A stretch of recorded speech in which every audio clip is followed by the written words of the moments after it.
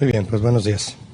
La semana pasada veíamos a manera de introducción un relato acerca de Lucas, el autor del libro de los Hechos.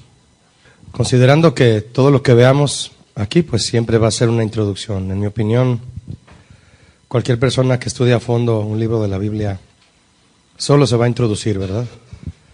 En el verso 3 del capítulo 1 leíamos esta narración de Lucas con respecto a Cristo apareciéndose a otros personajes después de su resurrección. Y les dice en Hechos 1:3, a quienes también después de haber padecido se presentó vivo con muchas pruebas indubitables, apareciéndoseles durante 40 días y hablándoles acerca del reino de Dios. Cristo fue tan bueno en su proceder con sus discípulos, sabiendo que los iba a dejar en medio de lobos, de aparecerse después de resucitado todo este tiempo a ellos para establecer su fe. En este verso, Jesús explicó que con su venida se inauguró el reino de Dios. Dice, y hablándoles acerca del reino de Dios, escribe Lucas. Al venir a la tierra, comienza su nuevo reinado. Y los apóstoles tenían la comisión de continuar este reino. Un reino intangible, un reino que nadie puede derrocar. Que ni siquiera los emperadores romanos, con los asesinatos cometidos de todos los cristianos de aquel tiempo, lograron derrocar. Cristo, al ascender a los cielos, el reino de Dios permanecería en los corazones de todos los creyentes, ¿cierto? Pero ¿mediante quién? Porque este es el tema que deseo abordar con ustedes hoy. El Espíritu Santo.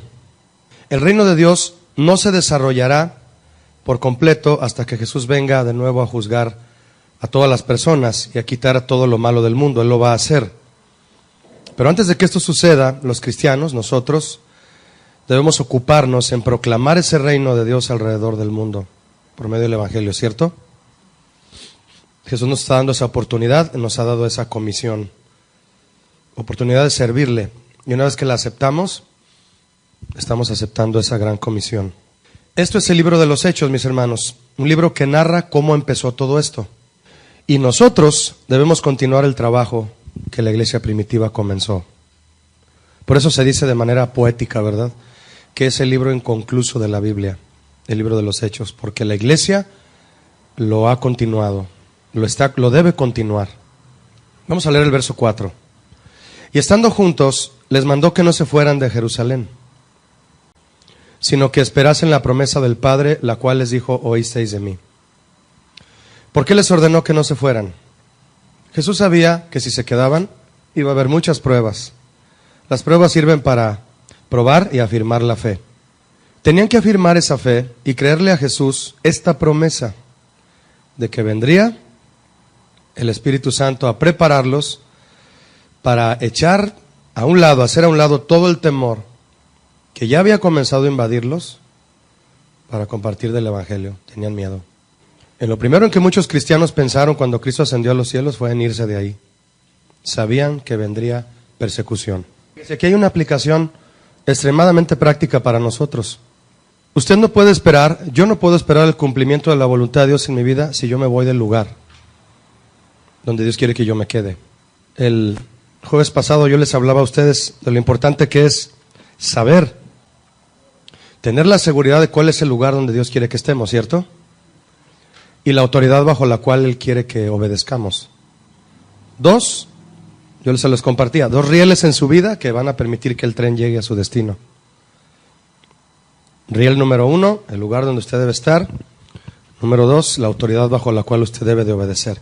Cristo era su autoridad en ese momento. Los apóstoles se estaban apenas levantando como enviados de Jesús a ejercer autoridad y presidir ante la nueva iglesia, la iglesia primitiva, y guiarla en adoración a Dios, en amor a su palabra. Pero ya tenían seguro el lugar que Jesús les había dicho donde se quedaran. ¿Cuál era? Jerusalén. No se vayan de Jerusalén. Pero Señor, nos van a perseguir, nos quieren matar. Ahí quédense. ¿Cómo?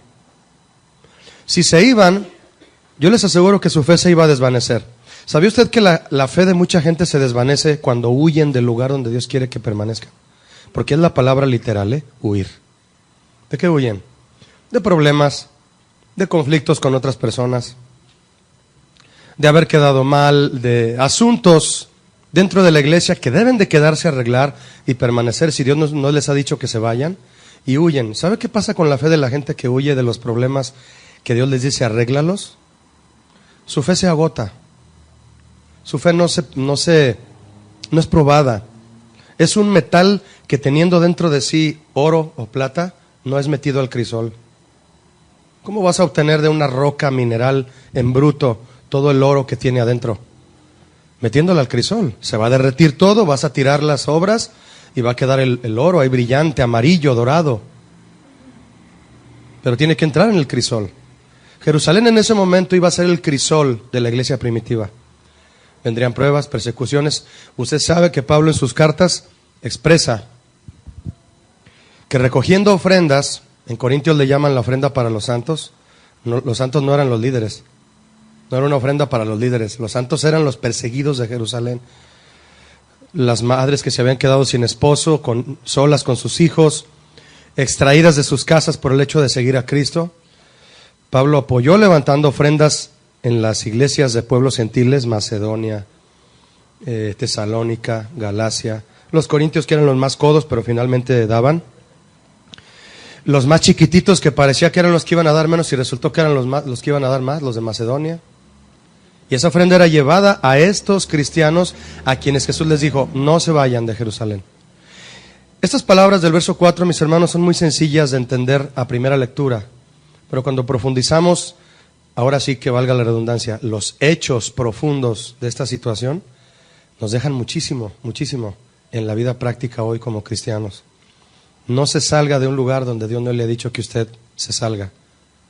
Pregúntele a Dios si el lugar donde usted está es el lugar donde Él quiere que usted esté. Y si es el lugar que Él quiere para usted, ahí Dios va a obrar en su corazón, lo va a tratar, lo va a moldear, lo va a meter al crisol.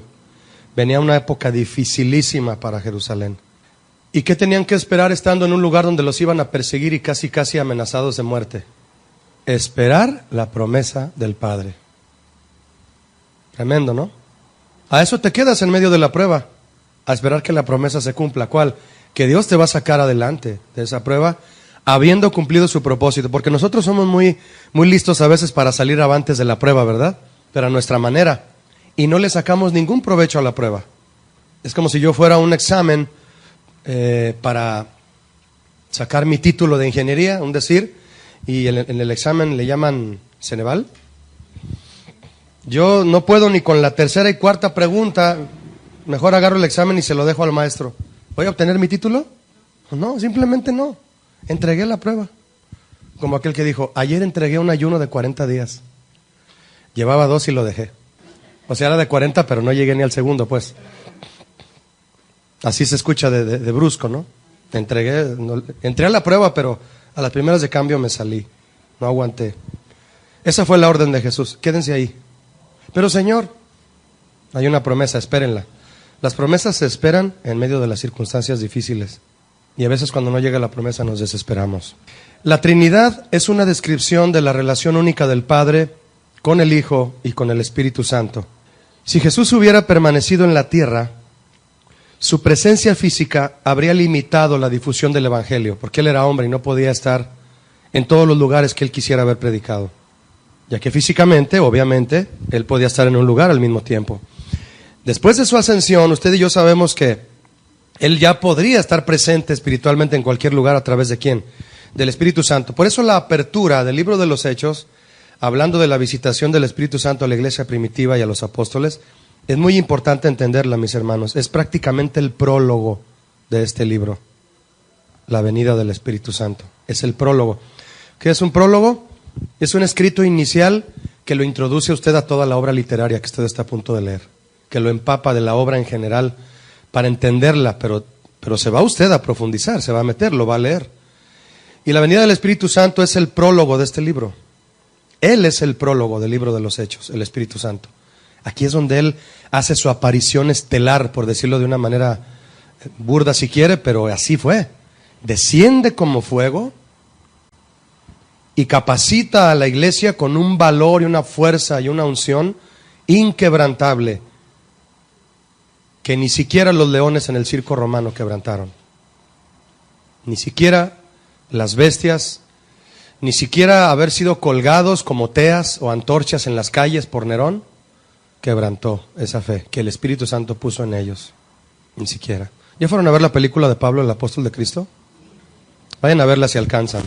Yo creo que no va a durar mucho en el cine, aunque sí está todavía. Después la van a poner en venta o en renta, me imagino. Está bonita, vale la pena. Y de hecho, es una buena tarea que les puedo dejar porque casi el personaje central de la película es Lucas. Es Jim Caviezel, el personaje que hizo La Pasión de Cristo. Aunque la película se trata de Pablo, pero se refiere a Lucas como el historiador. Muy bonita la película. Muy centrada, totalmente bíblica, recomendada, Pablo, apóstol de Cristo. Y ahí se ve cómo en las calles están los cristianos quemados encima de postes encendidos, bañados de aceite y encendidos como antorchas en la calle. Ahí se ve en la película. Es impactante. Usted y yo sabemos todo esto, pero verlo, recordarlo, tenerlo presente es un aliciente a nuestra fe, mis hermanos, porque vienen tiempos difíciles. Estaba viendo también una película con mis hijos, también se los recomiendo, si tienen hijos jóvenes, adolescentes. A mi hija le encantó y dice, papi, yo soy la chica de esa película. Y yo encantado de que lo dijera. La película se llama I'm Not Ashamed, no me da vergüenza. En español se llama Hablando con él. Es un relato basado en los hechos ocurridos en el año 90 y tantos, de un atentado en Columbine, en una secundaria, de un atentado terrorista que hubo. En eso está basado, es una historia real. Vale la pena que la vean también, inviten a sus hijos, sus nietos a verla, porque es una película que sí capta el interés de los jóvenes y está muy bonita. Y habla de eso también, de cómo alguien en medio de una prueba tiene que enfrentar la cuestión. ¿Tú eres seguidor de Cristo? Sí. Y morir por eso. Cristo sabía que muchos iban a morir, pero que al morir se iba a hacer más fuerte por su valentía de ellos, por haber recibido el Espíritu Santo y morir con fe. Por su valentía y ejemplo de ellos, otros iban a fortalecerse en vez de irse para atrás. ¿Se imagina usted cuántos habrán creído? ¿Cuántos jóvenes se habrán quedado sorprendidos y han de haber ido a preguntarles y a entrevistarlos a Sadrach, Mesach y Abednego después de que salieron del horno cuando Nabucodonosor los metió? ¿Cómo que no te quemaste? ¿Cómo que ni tu pelo olía quemado? ¿Cómo que tu ropa? ¿Y cómo que el rey vio a 4 en lugar de 3 en el horno? Y el cuarto era semejante al Hijo de los Dioses, dice ahí Daniel. Entonces, es tremendo, mis hermanos, el hecho de estar en el lugar donde Dios quiere, aunque venga la prueba, pero va a venir una promesa. Viene la prueba, pero detrás de la prueba viene la promesa. Nunca espere la promesa antes que la prueba, Eso predican en Pare de Sufrir. Y no es cierto. En el mundo tendréis aflicción. Primero dijo eso. Pero confiad. Viene después. El título viene después del examen.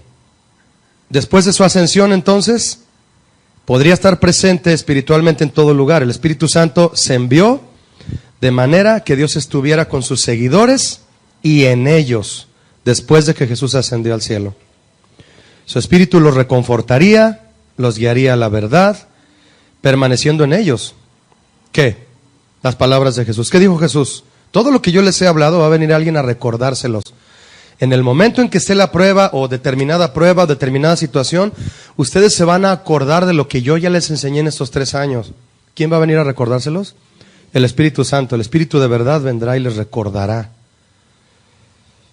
Ese momento en el que sabes que no hay para la renta o algo y que lo único que te tocas es tu pierna, el varón, ¿verdad? Cuando mete la mano a la bolsa, no hay nada adentro. Llega el Salmo 23 ahí, ¿no? Nada me va a faltar si el Señor es mi pastor. Ahí está el Espíritu Santo recordándonos. Les recordaré las palabras de Jesús, dándoles la palabra oportuna y llenándolos de poder. Esto dice Juan 14:6. ¿Quién se sabe de memoria Juan 14:6? Yo soy el camino. Hermoso versículo, ¿no? El camino, la manera de proceder, soy yo. Síganme a mí. Eso les iba a recordar Jesús. por medio el Espíritu Santo, habiendo sido hablado a ellos por Jesús. Nadie viene al Padre sino por mí, llenándolos con poder. Entonces, mis hermanos, la obra trascendental del Espíritu Santo sobre los apóstoles y la iglesia es lo que comienza, con lo que comienza abriendo su escrito Lucas, la obra trascendental para convertir el plan de Dios en hechos sobre la tierra. El plan de Dios vino a convertirse en hechos, por eso se llama hechos o actos en inglés. El verso 5 dice, estoy en el capítulo 1, porque Juan ciertamente bautizó con agua, mas vosotros seréis bautizados con el Espíritu Santo dentro de no muchos días. ¿Quién dijo eso? Jesús. Lo escribió Lucas. Esto habla del Pentecostés. El Espíritu Santo estuvo a la disposición de todos los que creyeran en Jesús. Usted y yo recibimos el Espíritu Santo cuando recibimos a Cristo, ¿sabía? Vivir la vida en el Espíritu, como Pablo enseñó a los romanos, es la muestra en un cristiano de que realmente ha nacido de nuevo y la vida de Cristo está en él, la vida en el Espíritu. Pablo enseñó a los romanos, andad en el Espíritu y no ¿qué? No satisfagáis los deseos de la carne. Cuando una persona sabe distinguir, sabe trazar bien la línea entre vivir en el Espíritu y las cosas de la carne, es porque ya ha nacido de nuevo. Es una muestra de que alguien ha nacido de nuevo, ¿verdad? Que sabe distinguir entre la carne y el Espíritu y decide andar en el Espíritu. De hecho, la vida cristiana no se puede caminar de otra forma si no es en el Espíritu, decía el pastor Juan Radamés. El bautismo del Espíritu Santo debe entenderse a la luz de su obra total en los cristianos. Es un estudio muy interesante, ¿no? Meterse en qué consiste el bautismo del Espíritu Santo. Muchos creen que al bautizarse en agua podría ocurrir en ese momento. Dios es soberano y lo puede hacer. Pero el bautismo en agua es solo un paso de fe muy importante y muy hermoso, por cierto, que un cristiano da, bien enseñado de lo que es el bautismo en agua. Cuando das ese paso y te sumergen y sales del agua, es morir y resucitar a la nueva vida en Cristo, ¿no? Morir con Cristo. Porque somos crucificados con Él, ¿verdad? Y resucitamos juntamente con Él a una nueva vida. Eso simboliza, entre otras cosas, el bautismo en agua. Pero Cristo diferenció y les enseñó esta diferencia a los primeros cristianos entre el bautismo en agua y el bautismo del Espíritu Santo. Dos cosas muy diferentes. El bautismo en agua es un paso de fe que tú das para decirle a Dios, Señor, yo renuncio a la vida pasada y quiero vivir en la nueva vida que tú me das. Pero el bautismo del Espíritu Santo es otra cosa. Es el revestimiento de poder de Dios sobre nuestra vida para ir hacia adelante en las batallas de la fe y no vencer con nuestra fuerza. Ya lo decía el profeta en el Antiguo Testamento, no es con espada ni con ejército, mas con su Santo Espíritu. La presencia y el poder, mis hermanos, de Dios permanecen en los cristianos en la persona del Espíritu Santo. Vamos a ver algunos aspectos de esto que les he dicho en este momento. Lo voy a repetir. La presencia y el poder de Dios permanecen en los cristianos en la persona del Espíritu Santo. En primer lugar está que el Espíritu Santo marca el comienzo de la experiencia cristiana. Quien no está seguro, lo voy a repetir, el Espíritu Santo marca el comienzo de la experiencia de la vida cristiana. Podríamos preguntarnos entonces que no eran verdaderos cristianos todos los que seguían a Jesús antes del Pentecostés, pero el hecho de que venía una garantía inefable, indudable, de que iban a ser revestidos de poder, porque esa es la forma en que podemos describir lo que el Espíritu Santo hace, revestirnos de poder. El Espíritu Santo vino a ser la garantía, como dijo Pablo, las arras en ellos de que ya tenían su destino prometido, lo tenían seguro, si permanecían. Porque en el momento en que recibimos, sabemos que recibimos la salvación, confesamos con nuestros labios que Jesús es el Señor, somos salvos, somos sellados con el Espíritu Santo. Hay un tramo largo entre que recibimos eso y se cumple nuestra llegada al cielo. En ese tramo largo muchos han vuelto atrás, ¿o no? Sí. Porque seguimos estando en la carne, expuestos a tentaciones.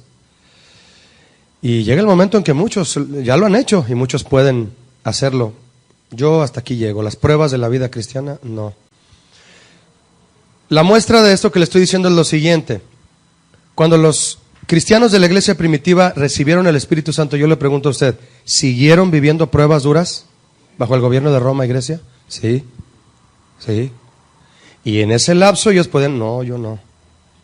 Yo me voy de aquí. Pero una gran mayoría no, yo me quedo porque sé que tengo que proclamar a Cristo en medio de esta situación. Entonces, es por eso que afirmamos, mi hermano, que el Espíritu Santo marca el comienzo de una experiencia de la verdadera vida cristiana. Quien no tiene al Espíritu Santo, dijo Jesús, clame por él, pídalo al Padre, pídanlo. ¿Lo necesitamos? Urgentemente. Quien no lo tiene, o quien sienta que no lo tiene, tiene que clamar, Señor, tengo a tu Espíritu, revísteme de ese poder.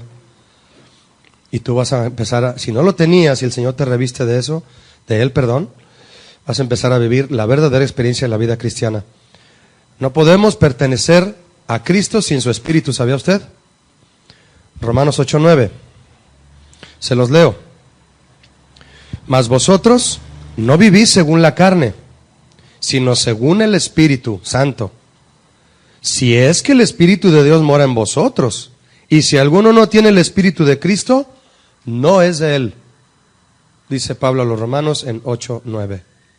Y en el 8:8 ya les había dicho, y los que viven según la carne no pueden agradar a Dios. ¿Sabe usted qué es vivir según la carne? Muchos piensan al oír la palabra carne que se refiere solo a lo pecaminoso. Vivir en la carne, mis hermanos, es simple y sencillamente vivir bajo mi propia opinión, bajo mis decisiones, bajo mis preceptos, lo que yo opino, lo que yo creo. Yo puedo decidir cosas que delante de Dios tal vez no sean pecado, pero son muy mías. Eso es la carne, ¿sabía usted? La carne es un vocablo que se refiere no solo a las cosas del pecado, sino a la opinión personal del hombre. Lo que él decide hacer sin Dios. Sin Dios. Como cambiarse de ciudad, puedes decir, pero Julio, usted ya está desobedeciendo a Dios. No actos pecaminosos en sí, descarados o depravados, como la fornicación, como usted sabe.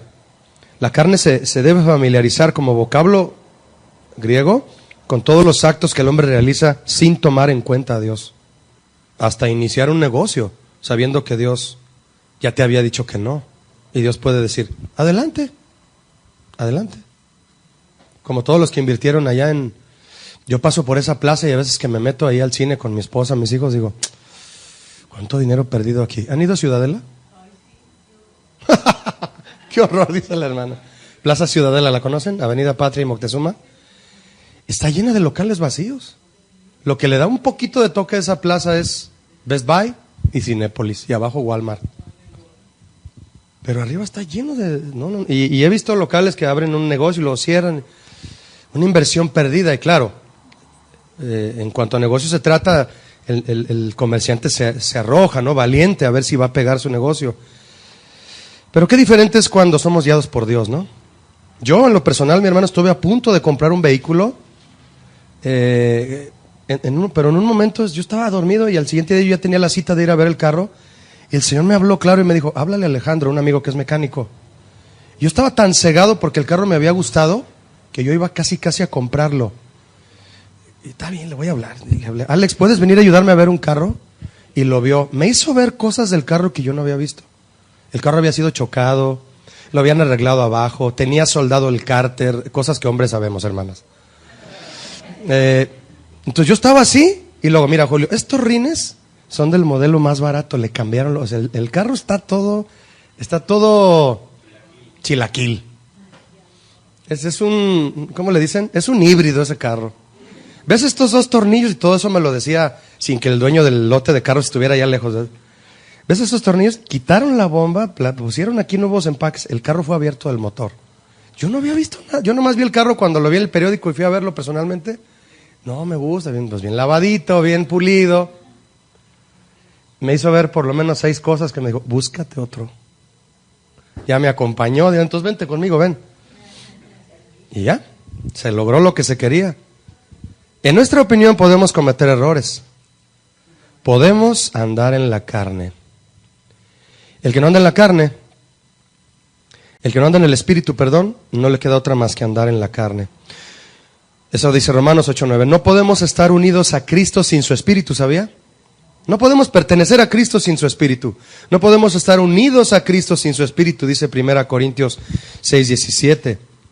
Todo esto, mis hermanos, es, les repito, la trascendencia de la llegada del Espíritu Santo a la iglesia primitiva. Lo aplicamos a nosotros.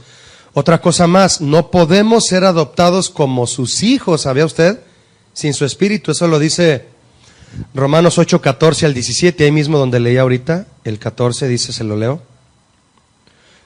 Porque todos los que son guiados por el Espíritu de Dios, estos son hijos de Dios. Es uno de mis versículos favoritos, 8:14 al 17. 15 dice, pues no habéis recibido el espíritu de esclavitud para estar otra vez en temor, sino que habéis recibido el espíritu de adopción.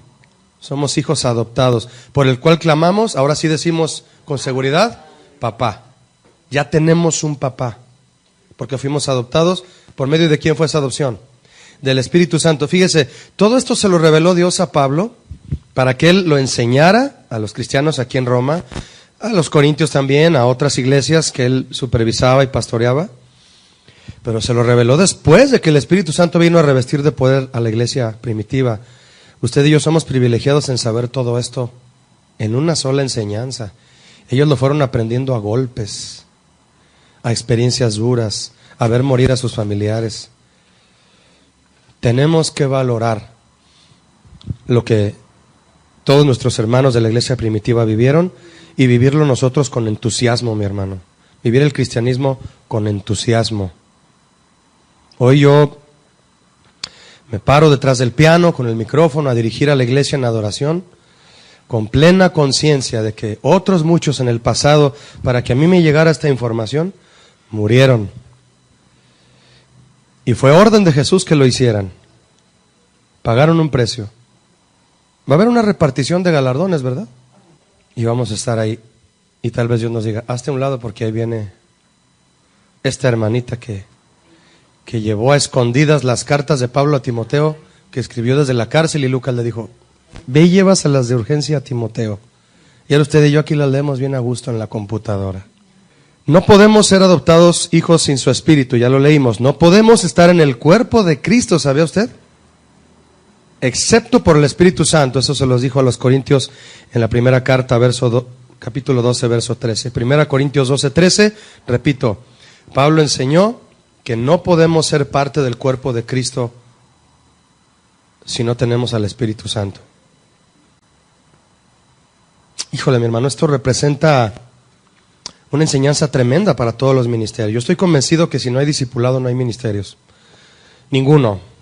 Ningún ministerio en la iglesia puede comenzar, permanecer, ni establecerse, ni permanecer si no hay discipulado. Y todo esto es una cadena de discipulado para todos los que servimos a Dios. A mí me gustaría preguntarle a todo el grupo de alabanza si todos tienen al Espíritu Santo. Y que oremos, ¿verdad? Y decirles todas las bendiciones que tenemos o que no tenemos, dependiendo si tenemos o no en nosotros al Espíritu Santo. Todo esto. Entonces, la presencia y el poder de Dios permanecen en los cristianos, en la persona del Espíritu Santo. Eso se lo dije hace un momento. Número 2. El Espíritu Santo es el poder de nuestra vida, nueva vida. Estamos hablando, le repito, de la trascendencia del Espíritu Santo en la vida de los cristianos. La primera fue que el Espíritu Santo marca un nuevo comienzo en la vida cristiana, ¿verdad? Y les dije todos esos incisos de lo que no recibimos o recibimos y tenemos o no el Espíritu Santo. Número 2, ya se lo dije, el Espíritu es el poder de nuestra nueva vida. Recibimos a Cristo, ¿y a qué venimos, mi hermano? A un proceso de vida lleno de cambios, ¿sí o no? Sí. Si usted no está dispuesto a cambios cuando viene a Cristo, pues ¿a qué está usted dispuesto entonces? Si no es a una vida en la que vienen cambios. ¿Y para qué son estos cambios? Para parecernos más a Cristo. Para eso son. Cambiamos para parecernos más a Cristo. Pablo decía, Juan el Bautista. ¿Qué decía Juan el Bautista? Que yo mengüe y que él crezca. Menguar es una tendencia a desaparecer, ¿sabía? y que Él crezca. Es necesario. Vio a Jesús el Cordero de Dios, como Él le llamó, Juan el Bautista, y externó esas palabras: que yo mengüe. Juan el Bautista estaba profetizando, mis hermanos, de una manera universal y poderosa, una de las experiencias principales del cristiano: cambiar, ser transformado, como decía Pablo, en la renovación de tu entendimiento para que compruebes la voluntad de Dios, seas como Jesús. Voy a leer Gálatas 3:3. Dice: tan necios sois, habiendo comenzado por el Espíritu, ahora vais a acabar por la carne. ¿Qué exhortación es esta? Pablo ya les había hablado a los Gálatas de todo lo referente a Cristo crucificado, y se dejaron fascinar, dice el pasaje de los Gálatas, se dejaron engañar por judaizantes que querían volver a convencerlos de que Cristo no era el Mesías y por lo tanto no era la verdad para sus vidas. Y por eso Pablo les dice: se dejaron fascinar, se dejaron engañar por cuentos, por magos, por hechiceros. Los comparó con eso. Falsos maestros que vinieron a decirles que no vale la pena que cambien su mentalidad hacia Cristo, y ahora resulta que habiendo empezado en el Espíritu, acaban en la carne. Es decir, abandonaron sus inicios de: sí, te amo Cristo, quiero ser como tú, daré mi vida por ti. El Espíritu Santo los revistió también de ese poder y comenzaron a abandonarlo. ¿Ya ve usted que sí hay posibilidad de abandonar? Sí, mi hermana. Porque aun con el Espíritu dentro de nosotros seguimos siendo seres humanos capaces de decidir. El Espíritu Santo no nos obliga, nos guía. ¿Sí? Eso es, usted lo dijo, eso es apostasía. Sí, mi hermana. Busquen una serie del pastor Chuy que se llama La Apostasía, que dio hace un año. Son como 6 enseñanzas nada más, en las que usted tiene que oírlas 3 veces cada una para que usted diga: ya entendí más o menos lo que es la apostasía.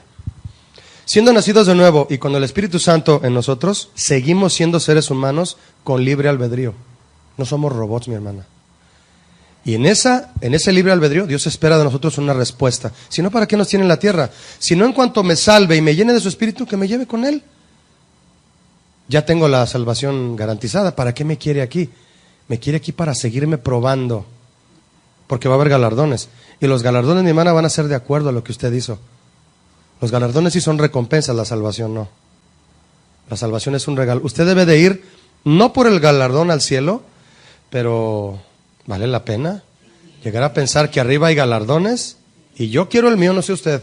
Claro, ¿sí? Son las partes que equilibran la vida cristiana. No, ¿cómo que estoy siendo cristiano para ganar un premio arriba? Pues en cierta forma. Salvo ya soy, y cuido mi salvación viviendo en santidad, y soy celoso, me guardo del pecado. Y si encima de eso Él me quiere dar un premio. Yo amo a mi hijo porque es mi hijo. Se llama Moisés, va a cumplir 8 años. Yo lo amo porque es mi hijo, hermana. Simplemente porque es mi hijo lo amo. Pero cuando él se porta bien le doy premios. No le doy premios solo porque es mi hijo, sino porque se porta bien. Entonces Dios me ama porque soy su hijo, porque ya recibí el Espíritu Santo y decidí caminar en santidad para irme al cielo. Encima de ese regalo, no es recompensa, la salvación es un regalo. Nadie se merece la salvación. Encima de ese regalo de ser salvo, voy a llegar delante de Él y me va a decir: bien hecho, buen siervo y fiel, aquí está tu medalla de chocolate, por lo que yo haya hecho como siervo inútil. O sea, encima de que me llamas tu hijo, Señor, ¿me vas a dar este galardón? Pero es equilibrada la enseñanza en eso, es equilibrada. Porque si no me da ningún galardón, con que solo me dé vida eterna, ¿no es suficiente? Pero encima de eso me va a premiar. No sé cómo, pero si van a hacer casas allá arriba, moradas, que Jesús está construyendo, si me toca una de esas de Infonavit de 2 recámaras, no le hace. El galardón no importa, pero vale la pena ir por él, ¿no lo cree? Eso nos guarda más todavía de la apostasía. Sí, pero hay que entenderlo muy equilibradamente. Lleva toda una enseñanza a entender por qué lucho en la vida cristiana. ¿Por qué amo a Dios? Sí, primeramente y ante todo, porque Él me salvó, vivo para Él y si muero es para Él. Y si encima me va a dar un premio, pues vale la pena luchar por ese galardón. Hacer todo lo que me dijo y más para poder ser siervo útil. Porque inútil es el que hace solo lo que le dicen. Barre aquí y solo barre ahí. No se sale de los 2 cuadritos que su mamá le dijo, barre esos 2 y tu hermana esos 2. El siervo útil es el que barre todo el salón y su mamá le dijo, nomás recoge esa basura que está ahí. Y ahí está. Si no, ¿por qué fue también la parábola de los talentos? Ahí está en Mateo 25. Cuando recibimos a Cristo por fe, entonces empezamos una relación personal e inmediata con Dios. ¿Cierto? Sí. El Espíritu Santo obra en nosotros para ayudarnos. Él es nuestro ayudador. Entonces, cuando alguien te ayuda, ¿hace las cosas por ti? Hice la pregunta que le hice. Cuando alguien le va a ayudar a usted, ¿es porque va a hacer todo por usted? ¿No? No, es mi ayudador. Yo tengo que trabajar, yo tengo que esforzarme y ser valiente, como escribió Josué. Esfuérzate y sé valiente en guardar todas estas palabras de este libro y todo te saldrá bien. Qué hermosa palabra de Josué. El Espíritu Santo es mi ayudador. Lo que yo no puedo hacer, Él me ayuda a hacerlo. Lo que a mí me toca. ¿Qué me toca? Guardarme, guardar mi fe. El que crea estar firme, mire que no caiga. El que persevere hasta el fin, mi hermana, ese será salvo. ¿El que es perseverar? ¿Recibir el Espíritu Santo y ya? No, habla de lucha, habla de insistir, habla de ser tesonero. Ahí vienen los leones que me coman. La prueba. No es de que a la hora de salir al circo romano, no, yo niego a Cristo en este momento. Bueno, échate para atrás. ¿No han oído esa parte histórica de la vida de Juan Hus? Juan Hus, un contemporáneo de otros mártires de la fe en los siglos, entre los siglos XIII y XVI. Lo encarcelaron por hablar de Cristo, a John Hus. Y muchos del gobierno lo querían a él, sabían que era un hombre justo. Y que la acusación de la Iglesia Católica para cortarle la cabeza estaba siendo demasiado acérrima, muy fuerte, muy injusta. Y los gobernantes fueron, uno de ellos fue con su esposa y le dijo, señora, convenza a Juan de que niegue a Cristo y sale libre. Y ella levantó su delantal y dijo, prefiero ver la cabeza de mi Juan aquí que verlo negando a Cristo. Una esposa de esas, ¿verdad? Yo tengo una. Ya tengo la mía. Entonces, ¿hay los que son solteros? O las hermanas que están aquí son esposas así, ¿no? Número 3, y finalmente, el Espíritu une comunidades cristianas en Cristo. El Espíritu une. Hay una enseñanza hermosa de Pablo a los Efesios en el capítulo 2, verso 19 al 22. Efesios 2, 19 al 22. Lo voy a leer. Repito, Efesios 2, 19 al 22. Así que ya no sois extranjeros ni advenedizos, sino conciudadanos de los santos y miembros de la familia de Dios, edificados sobre el fundamento de los apóstoles y profetas, siendo la principal piedra del ángulo, ¿quién? Jesucristo mismo. 21. Edificados en quien todo el edificio bien coordinado va creciendo para ser un templo santo en el Señor, en quien vosotros también sois juntamente edificados para morada de Dios en el Espíritu. ¡Qué revelación! ¿No lo cree? Estas palabras, ¡ay, Pablito! No, el Señor lo usó tremendamente. Más explicado y más hermoso que esto no se puede, ¿no? Era el Espíritu Santo, ahora sí que, permítame decirlo, soplándole. Literalmente soplándole. Espíritu en griego significa soplo, neuma. Dictándole todo esto, mis hermanos, entonces el Espíritu une comunidades cristianas en Cristo. Todos pueden experimentar al Espíritu Santo y el obrar a través de todos. Somos un cuerpo. Eso les enseñó Pablo a los Corintios, que somos un cuerpo, y se los enseñó de una forma profunda, extensísima, en 1 Corintios capítulo 12, cuando empieza a enseñarles qué es lo que debían de hacer con los dones que estaban recibiendo del Espíritu Santo.